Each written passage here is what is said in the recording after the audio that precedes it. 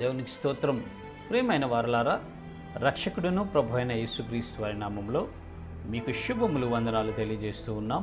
దేవుడు మిమ్మలను, మీ బిడ్డలను, మీ కుటుంబములను దీవించి ఆశీర్వదించునుగాక. ఆమెన్. God bless you. దేవునికి స్తోత్రం. హల్లెలూయా. ప్రియమైన దేవుని పిల్లలారా, ఈనాడు మనుషులను మనం గమనిస్తే భయంకరంగా ఉన్నారండి. లేనిపోయిన కొండాలు, సాడీలు చెప్తూ వారు సర్వైవ్ అవుతున్నారు. ఒక ఆఫీసులో పనిచేసే కొలీగ్స్ 10 మంది ఎంప్లాయీస్ ఉంటే ఒకరి మీద ఒకళ్ళు సాడీలు చెప్తూ ఇన్ఛార్జీలకి, ఆ మేనేజర్లకి వాళ్ళు సర్వైవ్ అవుతూ వారి అవసరాలు తీర్చుకుంటూ ఎదుటి వారి మీద లేనిపోయిన అభండాలు కల్పించి, నిందలు కల్పించి చెప్తూ ఉంటారు.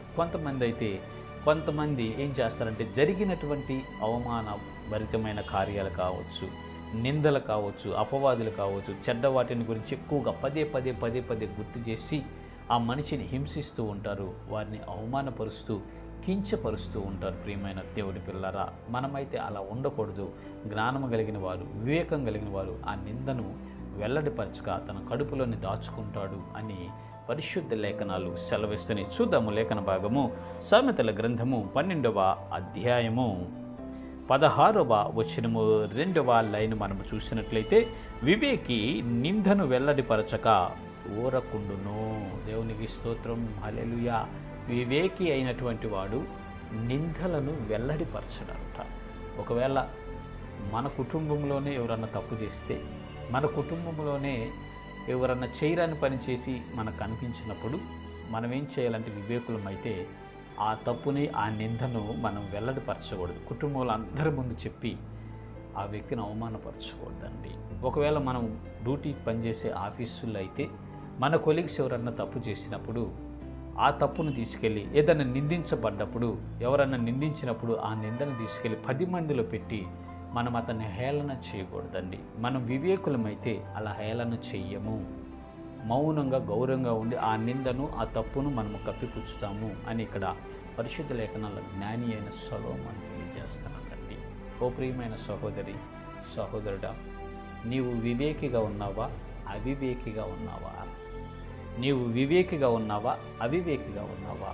ఎదుటివారి తప్పులను, ఎదుటివారి నిందలను అందరి ముందు వెల్లడిపరుస్తూ పదే దాని గురించి మాట్లాడి వారిని కించపరుస్తూ, వారిని బ్యాడ్ చేస్తూ ఈ రకంగా నువ్వు కాలం గడుపుతున్నావు అంటే నువ్వు వివేకివి కాదు, అవివేకివి, అజ్ఞానివే.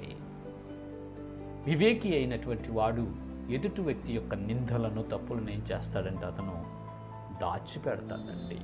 కాబట్టి ప్రియమైన దేవుని పిల్లరా, ఇప్పటి వరకు నువ్వు ఎదుటి వ్యక్తి నిందలను, తప్పులను నువ్వు దాచిపెట్టకుండా వెల్లడిపరుస్తూ పబ్లిక్లో వారిని అవమానపరుస్తూ ఉన్నావంటే, వారిని బ్యాడ్ చేస్తూ, వారిని కించపరుస్తూ ఉన్నావంటే నువ్వు వివేకివి కాదు, అవివేకివి, అజ్ఞానివి. దయచేసి గమనించండి. వివేకులుగా ఉండటానికి మనం పిలిచాడు. బుద్ధి, జ్ఞానములు, వివేకములు, సర్వసంపదల ఆయన హస్తములు గుప్తములైనవి. దేవుని బిడ్డలుగా ముద్రించబడ్డ మనము వివేకులుగా ఉండాలి. ఆయన చెప్పాడు, వివేకులుగా ఉండమన్నాడు మనల్ని, నిష్కపటులుగా ఉండమన్నాడు, వివేకం కలిగి ఉండమన్నాడు అండి యేసయ్య.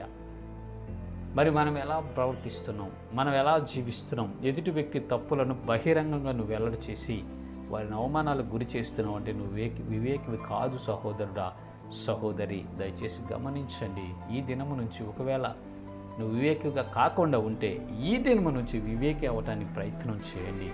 ఎదుటి వ్యక్తి తప్పులను, నిందలను మీరు బయలుపరచపాకండి. మీకు చేతనైతే రహస్యంగా వెళ్ళి అతనితో మాట్లాడండి, అతన్ని గద్దించండి. బాబు, నువ్వు చేస్తుంది తప్పు, సిస్టర్ నువ్వు చేసేది తప్పు, అది కరెక్ట్ కాదు, మార్చుకో అని చెప్పండి. వింటే ఓకే, వినపోతే వదిలేస్తే ప్రార్థన చేయి, దేవునికి అప్పచెప్పండి. అంతేకాని పబ్లిక్లోను అందరి ముందు నువ్వు వెల్లడిపరిస్తే నువ్వు వివేకులు కాకుండా అవివేకులు అయిపోతావు. దయచేసి గమనించండి. ఈ దినం నుంచి మనము వివేకులుగా ఉందాము. దేవుని కృప పొందుకొని ఈ విశ్వాస యాత్రలో ముందుకు వెళ్దాం. ఇటు కృప దేవుడు మనందరికీ కలుగు చేయనుగాక. ఆమేన్. God bless you. దేవుని స్తోత్రం. హల్లెలూయా. Praise the lord.